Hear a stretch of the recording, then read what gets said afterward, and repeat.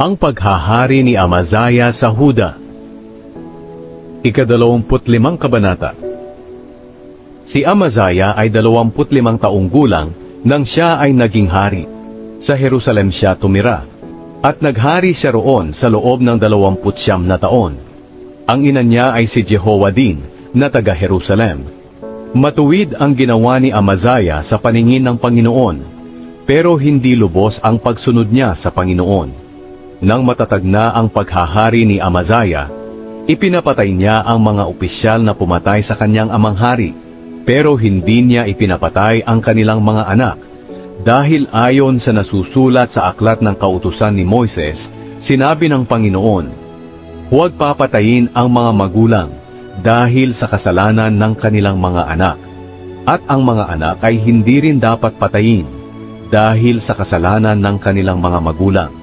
Papatayin lang ang tao dahil sa sarili niyang kasalanan. Tinipon ni Amazaya ang kanyang mga sundalo na mula sa Huda at Benjamin. Binukod-bukod niya sila ayon sa kanilang pamilya, at nilagyan ng mga commander na mamamahala ng tig-100 at tig-1,000 sundalo. Pagkatapos, binilang niya ang kanyang mga sundalo na nasa 20 taong gulang pataas, at ang bilang ay 300,000. Sila'y mahuhusay sa sibat at pananggalang. Kumuha rin siya ng 100,000 sundalo mula sa Israel. Nagbayad siya ng 3,500 kilong pilak bilang upa sa mga sundalo. Pero may isang lingkod ng Diyos na pumunta kay Amazaya at nagsabi, mahal na hari, huwag po kayong kumuha ng mga sundalong mula sa Israel, dahil ang bayang iyon ay hindi pinapatnubayan ng Panginoon. Ang mga mamamayan ng Ephraim ay hindi na tinutulungan ng Panginoon.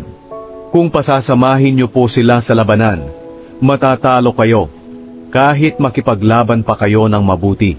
Ang Diyos lang ang makapagpapanalo o makapagpapatalo sa inyo. Sinabi ni Amazaya sa lingkod ng Diyos, pero paano ang ibinayad kong 3,500 kilong pilak?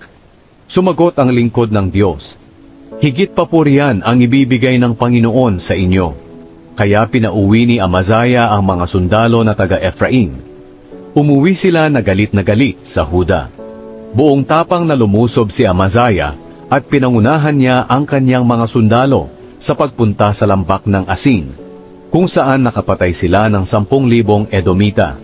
Nakadakip pa sila ng 10,000 sundalo, at dinala nila ito sa isang bangin, at doon inihulog. Kaya nagkabali-bali ang buto ng mga ito. Samantala, ang mga sundalong pinauwi ni Amazaya at hindi pinasama sa labanan ay lumusob sa mga bayan ng Judea, mula sa Samaria hanggang sa Bet-Horon.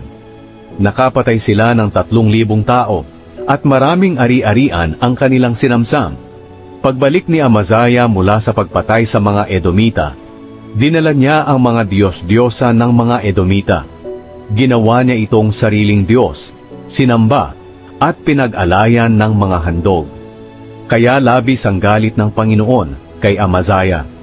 Nagpadala siya ng propeta kay Amazaya para sabihin, bakit dumudulog ka sa mga Diyos-Diyosan na hindi nakapagligtas ng kanilang mga mamamayan sa iyong mga kamay? Habang nagsasalita ang propeta, sumagot ang hari, bakit mo ako pinapayuhan? Ginawa ba kitang tagapayo? Tumahimik ka, dahil kung hindi ipapapatay kita. Kaya tumahimik ang propeta pagkatapos niyang sabihin, tiyak nalilipulin ka ng Diyos, dahil sinamba mo ang mga Diyos-Diyosan at hindi ka nakinig sa akin. Matapos makipag-usap ni Haring Amazaya sa kanyang mga tagapayo, nagpadala siya ng mensahe sa hari ng Israel na si Jehoash, na anak ni Jehoahaz, at apo ni Jehu. Hinamon niya si Jehoash na maglaban sila. Pero sinagot siya ni Haring Jehoash sa pamamagitan ng kwentong ito. Doon sa Lebanon ay may halamang may tinik na nagpadala ng mensahe sa puno ng sedro. Ipakasal mo ang iyong anak na babae sa aking anak na lalaki. Pero may dumaang hayop mula sa gubat at tinapak-tapakan ang halamang may tinik. Amazaya, totoong natalo mo ang Edom, at ipinagyabang mo ito, pero mabuti pang huwag ka na lang makipaglaban sa amin. manatili ka na lang sa iyong lugar. Bakit gustong-gusto mo ng gulo na magdadala lang ng kapahamakan sa iyo at sa Huda?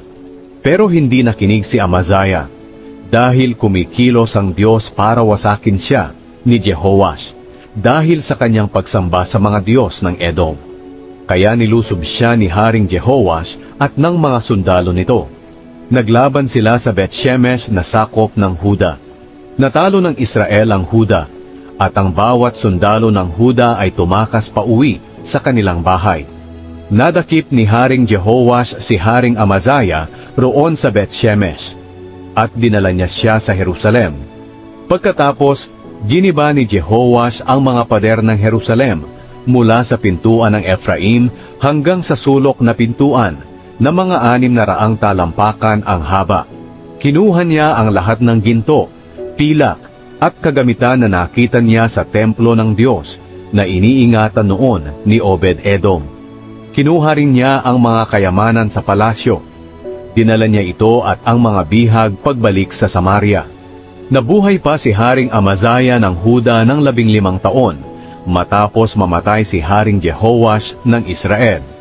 Ang iba pang salaysay tungkol sa paghahari ni Amazaya mula sa simula hanggang sa katapusan ay nakasulat sa aklat ng kasaysayan ng mga hari ng Huda at Israel. Matapos tumalikod ni Amazaya sa Panginoon, may mga taga-Jerusalem na nagplanong patayin siya.